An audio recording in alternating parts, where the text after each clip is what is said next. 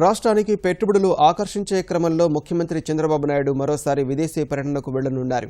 ఈ నెల 10వ తేదీ నుంచి 13 వరకు దుబాయ్, అబుదాబిల్లో ఆయన పర్యటించనున్నారు. ఈ రెండు దేశాల్లోనే ప్రముఖ వ్యాపారవేత్తలు, వివిధ అంతర్జాతీయ సంస్థలకు చెందిన సీఈఓలతో చంద్రబాబు భేటీ కానున్నారు.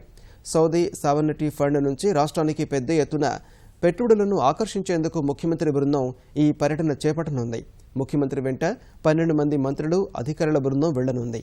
ఆర్థిక మంత్రి యనమల రామకృష్ణుడు, పురపాలక శాఖ మంత్రి నారాయణ, మానవ వనరుల శాఖ మంత్రి గంటా శ్రీనివాసరావు, ప్రభుత్వ మీడియా సలహాదారు పరకాల ప్రభాకర్ సహా పెట్టుబడులు, మౌలిక సదుపాయాల కల్పన శాఖ ముఖ్య కార్యదర్శి అజయ్ జైన్, పరిశ్రమల శాఖ కార్యదర్శి సల్మాన్ ఆరోగ్యరాజ్, ముఖ్యమంత్రి ముఖ్య కార్యదర్శి Sai Prasad, Rajamouli, economic development board CEO Krishna Kishore బృందం దుబాయ్, అబుదాబిల్లో పర్యటించనుంది.